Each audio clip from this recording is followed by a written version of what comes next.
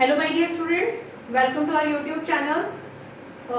इस वीडियो में हम डिस्कस कर रहे थे चैप्टर 1 क्रॉप प्रोडक्शन मैनेजमेंट, जिसके 2 पार्ट्स आपके लिए हम ऑलरेडी अपलोड कर चुके हैं। तो जो आज फर्स्ट टाइम हमारी वीडियो देख रहे हैं, तो पहले वो जो 2 पार्ट्स हैं आपको प्लेलिस्ट में मिल जाएंगे। पहले आप उन 2 वीडियोस को अच्छे से एक बार देख लीजिए, समझ लीजिए, उसी के बाद फिर आपके लिए जो थर्ड पार्ट है वो हेल्पफुल होगा। ठीक है। एंड वन मोर थिंग, जिन्होंने अभी हमारे चैनल को सब्सक्राइब नहीं किया तो सब्सक्राइब कर लीजिए एंड बेल आइकन को प्रेस कर लीजिए, जिससे कि आपको यूजफुल नोटिफिकेशन मिलती रहे। और दूसरा, कोशिश करिए कि जो भी आप ही के जैसे क्लासमेट हैं, आपके फ्रेंड्स हैं, उनकी भी हेल्प हो जाए। देखिए बेटा, वीडियो बनाने का जो मोटिव है वो यही है, because in this Covid time जब आप स्कूल रेगुलर नहीं कर पा रहे हो, तो बहुत सारे ऐसे बच्चे होते हैं तो जो क्लास नहीं अटेंड कर पाते हैं। सबके अपने पर्सनल रीजन होते हैं। ठीक है, हर किसी की कुछ ना कुछ अपनी प्रॉब्लम्स होती है कि वो ऑनलाइन क्लास अटेंड नहीं कर पाते। दूसरा, ड्यूरिंग एग्जाम फिर आपको प्रॉब्लम फेस करनी होती है, बिकॉज जब आप स्कूल जा रहे थे तो आप टीचर से फेस टू फेस अपनी प्रॉब्लम सॉल्व कर पाते थे। अब वो चीज़ें नहीं होती हैं। ठीक है, हाँ ठीक है, ऑनलाइन क्लास हो रही है, लेकिन फिर भी कुछ ऐसी चीज़ें होती हैं जो स्किप हो जाती है। तो उन्हीं चीज़ों को अवॉइड करने के लिए, आपकी हेल्प करने के लिए ये वीडियो आपके लिए बनाई जा रही है। तो मैं आपसे ये रिक्वेस्ट करूंगी कि आपके जो भी फ्रेंड्स हैं, ज़्यादा से ज़्यादा जिनकी हेल्प हो जाए, आप उन सब तक ये जो वीडियो लिंक है वो शेयर करिए, ताकि आपकी तरह वो भी पढ़ सके, सीख सके, उनकी भी हेल्प हो सके। तो अब ज़्यादा टाइम इसी चीज़ में स्पेंड ना करते हुए, देखिए बेटा, इससे पहले हम लास्ट 2 वीडियोज़ में हम 4 कॉन्सेप्ट मैं आपकी क्लियर करवा चुकी हूँ। आज हम करेंगे रिमूविंग वीड्स। देखो, आपने अपने फील्ड के अंदर आपने कोई भी अपनी क्रॉप है वो लगा दी है, आपका जो प्लांट है बड़ा हो रहा है। ठीक है, अब बड़ा हो रहा है तो उसके साथ ऐसा तो नहीं है ना, फील्ड के अंदर आपने लगाया था सिर्फ वीट प्लांट आपने यानी कि ग्रो कराने के लिए अपने फील्ड को रेडी किया था। लेकिन उसमें क्या होता है, धीरे धीरे टाइम टू टाइम मीन्स थोड़े टाइम के बाद हमारे क्रॉप प्लांट के साथ, यानी कि जैसे आपने वीट प्लांट लगाया है उसी के साथ कुछ अनवांटेड प्लांट, यू कैन से जो विल्ड प्लांट है, वो वहां पे ग्रो हो जाते हैं। जैसे लाइक ग्रास, चीनोपोडियम। अब चीनोपोडियम क्या होता है? इट इज बथुआ। बथुआ तो सबने सुना ही होगा, सर्दियों में बथुए का साग बहुत खाने को मिलता है भाई। तो चीनोपोडियम हो गया, ग्रास हो गया, एमेरेंथस, चुलाई जिसे बोलते हैं। तो इसी टाइप के और भी बहुत सारे जैसे वाइल्ड प्लांट होते हैं जो हमारे क्रॉप प्लांट के साथ उग जाते हैं। तो यही जो वाइल्ड प्लांट है ना, जो हमारे लिए यूजफुल नहीं है, उन्हीं को बोलते हैं वीड्स। अभी जो वीड्स हैं, इनको अपनी क्रॉप से अलग करना होता है। क्यों अलग करना होता है? देखो, जो फार्मर है वो पूरा अपना 3-4 मंथ्स अपने प्लांट के साथ पूरी मेहनत करता है। हम वाटरिंग कर रहे हैं, इरिगेशन कर रहे हैं, मैन्योर फर्टिलाइजर डाल रहे हैं, तो खर्चा तो हम कर रहे हैं ना। क्यों?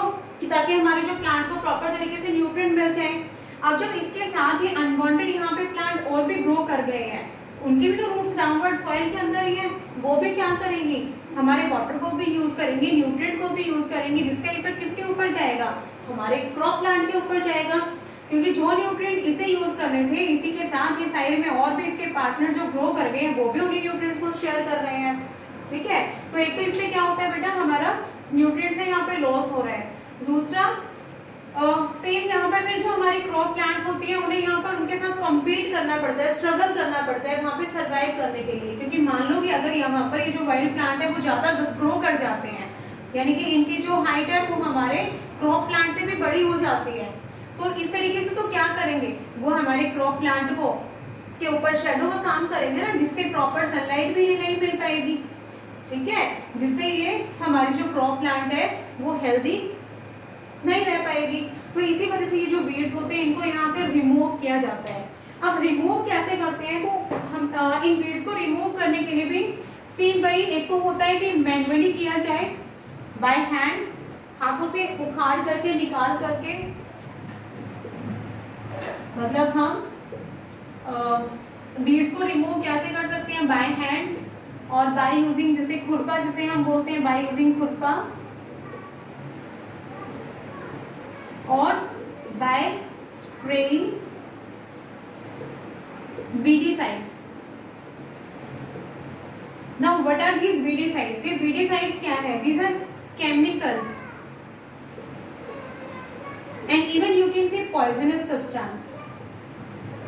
काफी पॉइजनस होते हैं। तो जब फार्मर क्या करेंगे, ये जो वीडीसाइड्स हैं इनका जो स्प्रे होता है यानी कि वाटर के अंदर डाल करके इनका एक सॉल्यूशन बनाया जाता है और फिर पूरे फील्ड के अंदर स्प्रे करते हैं। लेकिन बेटा मैंने अभी आपको बताया ये पॉइजनस होते हैं, तो ये रेस्पिरेटरी डिजीज को भी कॉज कर सकते हैं। तो जब स्प्रे किया जाता है फील्ड के अंदर तो फार्मर प्रॉपर क्या करता है, अपने फेस को अच्छे से कवर करके, ठीक है, अपने माउथ को प्रॉपर कवर करके फिर फील्ड के अंदर उसको स्प्रे करते हैं। अब ये जो वीडिसाइड्स है वो क्या करेंगे, जो वीड्स यानी कि अनवांटेड प्लांट जो ग्रो हो गई है वो उनको किल कर देते हैं, खत्म कर देते हैं, ठीक है। लेकिन हाँ, ये हमारे क्रॉप प्लांट को इतना इफेक्ट नहीं करते। लेकिन सेकेंड इफेक्ट यहाँ पे क्या हो रहा है बेटा, देखो जो भी केमिकल्स हम यूज कर रहे हैं ना, फर्टिलाइजर यूज कर रहे हैं या वीडिसाइड्स हम यूज करते हैं, तो कहीं ना कहीं हमारे वाटर के अंदर इरिगेशन जब हम कर रहे हैं उसके अंदर तो मिक्स हो ही जाता है, यानी कि प्लांट तो उसको एब्जॉर्ब करता ही है। तभी तो आजकल अगर बात की जाती है कि जो भी हम फूड खा रहे हैं वो प्योर नहीं है, उसके अंदर बहुत सारी इम्प्योरिटीज हैं। आप व्हीट खा रहे हो, राइस खा रहे हो, जो भी हम खाना खा रहे हैं यानी कि प्लांट प्रोडक्ट है, उनके साथ साथ बहुत सारे ऐसे केमिकल्स भी हमारी बॉडी के अंदर जा रहे हैं जो बहुत सारी डेंजरस डिजीज को भी कॉज करते हैं। लाइक आपने सुना होगा कैंसर एक नॉर्मल सी डिजीज अब हो गई है। तो कहीं ना कहीं रीजन क्या है कि जो हम इन केमिकल्स को यूज करते हैं। तो टाइम टू टाइम आप देखते हो कि टीवी के अंदर भी अपने रामदेव जी हैं या नरेंद्र मोदी जी हैं, वो भी बार बार फार्मर्स को यही मैसेज किया जाता है कि केमिकल्स को यूज ना किया जाए, अपने जो नेचुरल जो मैन्योर है उन्हीं को यूज करके फार्मिंग की जाए, ठीक है, ताकि वो हमारी हेल्थ के ऊपर जो ये नेगेटिव इफेक्ट हो रहा है उससे बचा जा सके। तो वो भी एक एक्स्ट्रा चीज है। तो अभी मैं आपको बता रही थी यहाँ पर वीडिसाइड्स तो केमिकल्स होते हैं, लाइक इसमें हम यूज करते हैं 2,4-D, ये एक वीडिसाइड है, केमिकल सॉल्यूशन होता है जिसे एज अ वीडिसाइड यूज किया जाता है।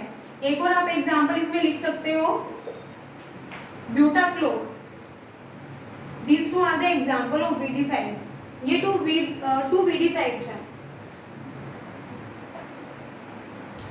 तो ये टू एग्जांपल है अपने वीडिसाइड्स के, आप इनको नोट कर लीजिए। अब ये जो एक चीज का और ध्यान रखना होता है कि वीड्स को जब हम अपने क्रॉप प्लांट से सेपरेट कर रहे होते हैं तो फ्लावरिंग टाइम से पहले किया जाता है, क्योंकि बेटा अगर एक बार आपके जो यहाँ पर बीड्स हैं वो इतने ग्रो कर गए हैं कि वो फ्लावरिंग स्टेज में पहुंच गए हैं, फ्लावर्स उनमें आ गए हैं, तो फ्लावर्स आगे मीन्स उनके अंदर सीड्स ग्रो हो जाएंगे। तो जब आप अगर एक बार बीड्स को वहां से हटा भी दोगे तो लेकिन उनके सीड्स तो अपनी सॉइल के अंदर रह गए ना, फील्ड के अंदर, तो वो दोबारा से जब आप इरिगेशन करोगे, मॉइस्चर जैसे फेवरेबल कंडीशन वहां पे मिलेगी, वो बीड्स फिर से ग्रो कर जाएंगे। तो एक जो बेस्ट टाइमिंग होता है बीड्स को क्रॉप से सेपरेट करने का वो होता है उनकी फ्लावरिंग स्टेज में पहुंचने से पहले ही बीड्स को वहां से हटा देना, ठीक है। इसके बाद जो नेक्स्ट हमारे पास यहाँ पर है टर्म दैट इज हार्वेस्टिंग। हमने रिमूविंग ऑफ वीड्स कर दिया है, वीड्स को रिमूव करना। इसके बाद हमारे पास आता है हार्वेस्टिंग। तो हार्वेस्टिंग क्या होता है, cutting and gathering, cutting and gathering of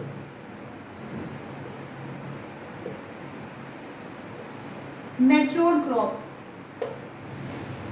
जब हमारी क्रॉप मैच्योर हो चुकी है, देखो कोई भी क्रॉप बेटा 3 to 4 मंथ्स टाइम लेती है मैच्योरिंग पीरियड पर पहुंचने में, ठीक है, यानी कि अपने फूड प्रोडक्ट्स आपको देने के लिए, मतलब 3-4 मंथ्स में अपने जो क्रॉप प्लांट है, यानी कि जो पहले जब छोटे प्लांट होते हैं ग्रो कर रहे होते हैं ग्रीन कलर के होते हैं, बट आफ्टर 3-4 मंथ्स हमारी जो पूरी क्रॉप गोल्डन कलर के अंदर कन्वर्ट हो चुकी होती है, जो प्लांट है वो गोल्डन कलर में चेंज हो चुके होते हैं, यानी कि वो क्या है, अब वो अपने मैच्योरिंग स्टेज में पहुंच गए हैं। अब ये टाइम है उनको वहां से हार्वेस्ट करने का, तो अब उनकी कटिंग करना, गैदरिंग करना, काट करके उनको इकट्ठा करना, तो ये जो कंप्लीट प्रोसेस है वो आता है किसमें, वो हार्वेस्टिंग में आता है, ठीक है। अभी जो हार्वेस्टिंग है तो पहले तो वही मैनुअली ही करते थे, दराती जिसे बोलते हैं, कि उसकी हेल्प से, सीकल्स की हेल्प से इनकी कटिंग करके अपने क्रॉप प्लांट को काटा जाता था। काटने के बाद फिर क्या करते हैं, उसकी बिटिंग करते हैं, बिटिंग करके या फिर जैसे बुलेट्स हैं, बैल हैं, उनको उनके ऊपर चलाया जाता था। तो जब मैच्योर हो जाती है ना तो क्रॉप, उसके बाद वो ड्राई होकर के थोड़ी उसके अंदर स्टिफनेस आ जाती है। तो जब उसमें बिटिंग करते हैं तो बिटिंग करने से जो उसके अंदर जो भी ग्रेन्स हैं, सीड्स हैं, वो उससे सेपरेट हो जाते हैं, अलग हो जाते हैं, और वो जो भूसा होता है वो अलग हो जाता है। उसके बाद फिर क्या करते हैं, उसमें विनोइंग करते थे। विनोइंग मतलब एयर की हेल्प से वो चाफ, वो जो चाफ जो आपका जो भूसा है, स्टफ और ग्रेन्स, उन दोनों को सेपरेट करना। तो किसकी हेल्प से? विनोइंग, एयर की हेल्प से। तो पहले तो ये प्रोसेस करते थे बेटा, लेकिन अब क्या करते हैं? अब ये जो कंप्लीट जो प्रोसेस होता है हार्वेस्टिंग का, कंबाइनर्स यूज किए जाते हैं। कंबाइनर्स क्या है? दीज आर यूज मशीन, ये बहुत बड़ी मशीन होती है जो दोनों ही काम करती है। वो हमारी क्रॉप की कटिंग भी करेंगी और जो विनोइंग वाला हम काम कर रहे थे, यानी कि इसमें दोनों ही प्रोसेस एक साथ हो जाते हैं। तो जो कंबाइनर होते हैं वो क्या करते हैं? सबसे पहले तो अपने फील्ड के अंदर जो भी क्रॉप होते हैं ना, उस सब की कटिंग कर देते हैं, और साथ में फिर इसी के अंदर जो कंबाइनर होंगे उसी के अंदर जो अपनी क्रॉप होती है उसके अंदर एंटर करने के बाद उसको अच्छे से रोटेट, उसकी कटिंग करते हैं, जिससे कि उसके अंदर जितना भी भूसा है उसका एक अलग से उसका एक ढेर बन जाता है, और जो सीड्स हैं वो उससे अलग हो जाते हैं। तो ये जो कंप्लीट प्रोसेस इन्वॉल्व होता है किसमें? हार्वेस्टिंग में। तो देखो अब हम अपने सीड्स को अलग कर चुके हैं, जो उसके अंदर जो भूसा है उसको अलग कर चुके हैं। तो इवन जैसे अपने व्हीट है, राइस है, तो इनका जो भूसा होता है उसको as a animal fodder use किया जाता है। जैसे एनिमल्स को एनिमल रियरिंग करते हैं तो उनको एज अ फूडर उनको यूज किया जाता है, उनको खिलाने के लिए। तो सीड्स को अलग कर देते हैं और जो उनका नीचे का वाला जो स्टॉक पार्ट था उसको सेपरेट कर लेते हैं। तो अब हार्वेस्टिंग करने के बाद, अब देखो हार्वेस्टिंग करने, जब भी हमारे फील्ड में हार्वेस्टिंग हो रही होती है तो एक फार्मर के लिए ये एक बहुत ज़्यादा हैप्पीनेस वाला, एंजॉय वाला टाइम होता है। तो इसी वजह से कुछ हार्वेस्ट फेस्टिवल भी जिन्हें हम बोलते हैं, उन्हें सेलिब्रेट किया जाता है खुशी मनाने के लिए, जिसमें आपके आ जाते हैं होली है, बैसाखी, पोंगल, नवान्न, Bihu. These all are harvest festival जो अपने इंडिया में अलग अलग स्टेट में सेलिब्रेट किए जाते हैं। क्योंकि बेटा अपने क्रॉप को हार्वेस्ट करना ये एक फार्मर के लिए बहुत खुशी वाला टाइम होता है, क्योंकि जब उसने 3-4 मंथ उसके ऊपर पूरी मेहनत की, तो मेहनत करने के बाद अब उसको उसका रिजल्ट मिलना होता है। ठीक है, तो इसी वजह से कुछ अपने हार्वेस्ट फेस्टिवल भी सेलिब्रेट किए जाते हैं जो आपको पता होने चाहिए। अब जब हार्वेस्टिंग हो चुकी है, सीड्स को हम इकट्ठा कर चुके हैं, अब बारी होती है उसको स्टोर करने की, स्टोरेज की, ताकि वो जो अपना फूड यानी कि जो आपके सीड्स हैं वो पूरा टाइम, पूरा ईयर, 1 साल, and even not for 1 year. भाई देखो फार्मर तो उन सीड्स को यूज करेगा ही करेगा, उसके साथ साथ वो क्या करेगा, वो उनको सेलिंग भी तो करेगा ना। तो इससे क्या होता है? फूड डिस्ट्रीब्यूशन होता है पूरे कंट्री में, इवन पूरे वर्ल्ड में। तो अब सीड्स को स्टोर करने की बारी होती है। तो जब सीड्स को स्टोर करना है तो स्टोर करने से पहले सबसे पहले तो भाई हमें अपने सीड्स को अच्छे से सन ड्राइंग करना है। ठीक है, क्योंकि हमारे जो सीड्स में अगर मॉइस्चर रह गई तो जैसे ही आप उसे किसी भी कंटेनर में स्टोर करेंगे तो वहाँ पर चांसेस होते हैं उसके अंदर माइक्रो ऑर्गेनिज्म जो है, यानी कि जो लाइक बैक्टीरिया या फिर फंगस है, वो उसको धीरे धीरे, या स्मॉल इंसेक्ट्स उसको खराब करना शुरू कर दें। तो सबसे पहले तो सन ड्राइंग की जाती है। इवन जैसे आपने घर में भी देखा होगा कि जब घर के अंदर हम अपने सीड्स को स्टोर करते हैं तो स्टोर करते टाइम उसके अंदर नीम लीव्स, जो अपना नीम होता है, नीम के पत्तों को साथ में डाल दिया जाता है ड्राई करने के बाद, जिससे कि सेम उसके अंदर हमारे उनको भी ड्राई क्यों किया जा रहा है? ताकि सीड्स के अंदर मॉइस्चर ना रहे। ठीक है, और जो नीम होते हैं वो बहुत सारे इंसेक्ट्स को रिपेल करते हैं, तो रिपेलेंट का काम करते हैं, तो हमारे सीड को प्रोटेक्ट करके रखते हैं। अब स्टोरेज करते कैसे हैं? तो स्टोरेज करते हैं, स्टोरेज ऑफ सीड्स ये होती है 2 तरीके से। एक तो होती है ग्रेनरीज, ग्रेनरीज के अंदर क्या करेंगे बेटा, जो जूट बैग होते हैं ना, तो जूट बैग के अंदर सीड्स को स्टोर करके, जूट बैग के अंदर सीड को पैक करके, और ग्रेनरीज यानी कि जो आपके गोदाम होते हैं, गोडाउन्स होते हैं बहुत बड़े बड़े, वहां पर उनको स्टोर कर लेते हैं। क्योंकि देखो हर किसी क्रॉप का एक सीजन होता है, लेकिन आप लाइक ऐसा तो नहीं है ना कि व्हीट आपने जब सीजन में आ रहा है तो आप खा रहे हो। व्हीट तो हम पूरा साल ही यूज करते हैं, राइस हम पूरा साल यूज करते हैं, तो उसको टाइम तक बचा करके भी तो रखना है ना। तो इनको ग्रेनरीज में यूज किया जाता, स्टोर किया जाता है। और इन साइलोज बहुत बड़े बड़े स्टोरेज टैंक बनाए जाते हैं जिनके अंदर सीड को स्टोर करके रखते हैं। तो इस तरीके से तो करते हैं हम स्टोरेज ऑफ सीड्स। तो अभी तो हम बात कर रहे थे कि जो अपने हमें प्लांट से जो फूड मिलता है वो किस तरीके से मिलता है। इसी के साथ साथ और हमें फूड कहाँ से मिलता है भाई? By animals.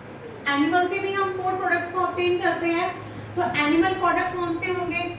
जो एनिमल प्रोडक्ट्स हैं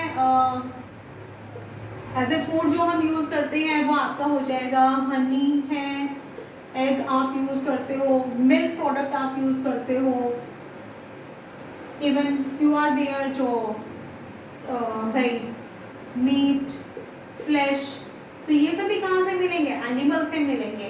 तो अब यहाँ पे एक टर्म आती है that is animal husbandry. Animal husbandry it is branch of agriculture.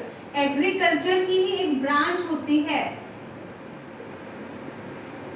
मैंने आपको चैप्टर जब स्टार्ट किया था तो मैंने आपके साथ डिस्कस किया था कि एग्रीकल्चर क्या होता है?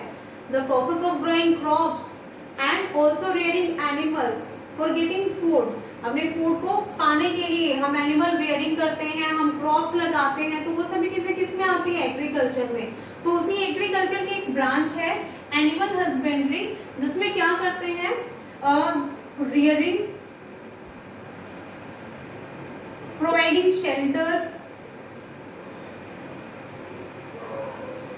and food and care to animals.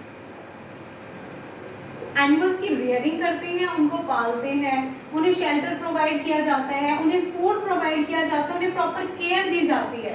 तो इसी प्रोसेस को हम क्या बोलते हैं? इसे बोलते हैं एनिमल हस्बेंड्री। ठीक है, इसी के साथ अपना जो चैप्टर है वो यहाँ पे होता है फिनिश। आई होप आपको जो आपका चैप्टर है वो अच्छे से समझ में आया होगा। ठीक है बेटा, वीडियो सुनने के बाद आप अपने चैप्टर की रीडिंग जरूर करेंगे। That's very must. मैं बार बार आपको यही बोलती हूँ कि आप अपने चैप्टर की रीडिंग जरूर करें। ठीक है, फिर मिलेंगे नेक्स्ट चैप्टर में। तब तक पढ़ते रहिए, सीखते रहिए। Okay, bye, have a nice day.